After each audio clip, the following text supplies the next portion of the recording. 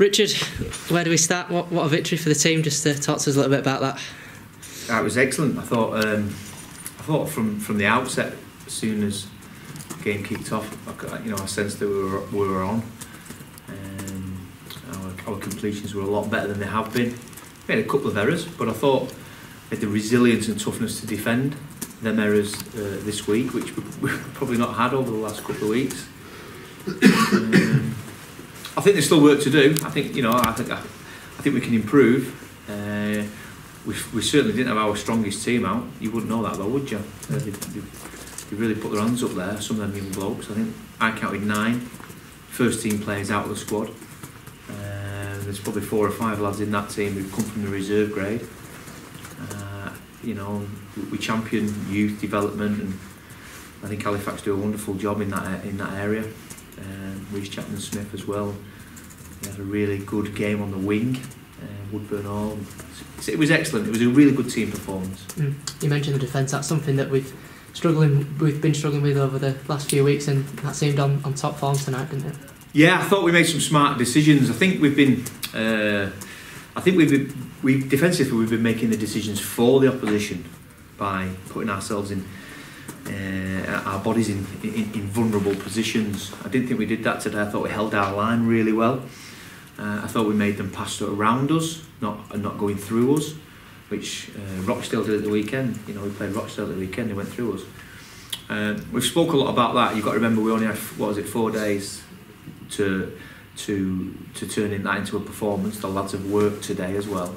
You factor all that into the equation of winning that game, and it was a first class effort from a group of part-time players who looked like they wanted to play for each other. Ed Barber, I thought, was outstanding today. What did you make of his performance? Ed is he's a consummate professional. He's a tidy player. He does all the basics very, very well. He's been here a number of years now. He's grown with us. Seen him grow not just as a player, as a person. He's had to overcome some adversity over the last couple of weeks with his father passing away, and he's been outstanding. He has been outstanding, and he was today. He does his job and a little bit more. Defensively, he's strong. His skills are good, and he catches them kicks, doesn't he? So I'm really pleased for Ed, and he's playing 80 minutes, and he looks fit. Like you mentioned as well, 9 first team players out injured. That some effort by what you would concede as not a full strength side. Yeah, London weren't either. London rested a couple of key players who've been playing very well for them. But they're a quality Super League team who've turned over some really good opponents in Super League. We just had to play with a little bit of some confidence, and there was no pressure on us today. And I think Halifax thrive under them circumstances, being the underdogs. We're very good at home. We Toronto give it us a few weeks ago, but on the main we're really good at home. The attendance wasn't massive today, but they certainly got behind us. Our support's been fantastic. Would you say we turned the corner? I don't know really. We're on a roundabout at the moment, I suppose, and we're gonna ride it. But again, at the same time, we've got 2 really tough games over the next 14 days. We've got some bruised bodies there. Ben Cade couldn't go back on the field with a bicep injury, but he was great in the first half. We had to rotate. Will Calcott and a couple of others, Kevin Leroy with his sternum.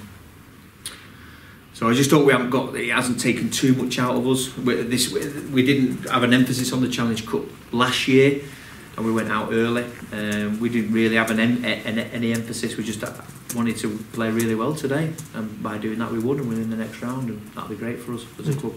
Last couple of seasons in the qualifiers we haven't managed to get victories over Super League sides, and we've managed to do that now. Where does this sort of rank in terms of your achievements here at the club? Oh, it's good. It's a one-off game. Anything can happen on a one-off game. I thought we were good value though, and I didn't think we got all of the calls. We have a video replay. Fortunate enough to have a wonderful IT, Kim and Damien, who sit with me, and they're brilliant. And Tyler, who films the game. Anyway, so there was a few decisions that baffled me. But we didn't need that today. We overcame it. It was good. It was a tough performance. Cheers, Rich. Can you explain that uplifting defensive intensity? I think that was epitomised later in that second half when Jay Cogden was dragged into touch by Sean Robinson. And if I was sat there, I'd ask the same question like I've been asked the last couple of weeks where we've not been playing well. And if I knew the answer, I'd be the best coach in the world. Or the worst coach in the world, because you don't know what quite happens. What we've done this week is we've only had one session and we've really focused on ourselves.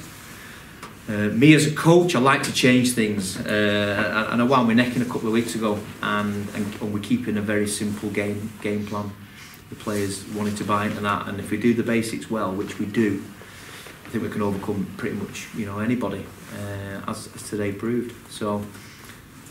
To answer your question, no. I think the attitude was there, that was there from minute one. Those new half-back combination that seemed to work quite well today.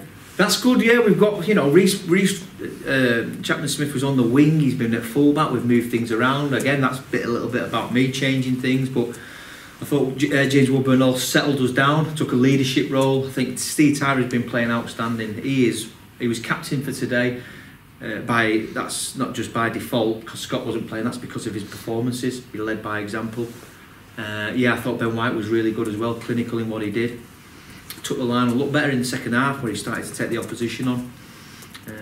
Let's not get carried away. They rolled us quite, they were quick and quite right, and they should be. But defensively we were on today. Sean Robinson, I've just asked him there, will he defend in the middle next week? Because he can whack people, can't he? You've enjoyed yourself getting Super League sides. I remember you gave Leeds Rhinos a good game in the qualifiers.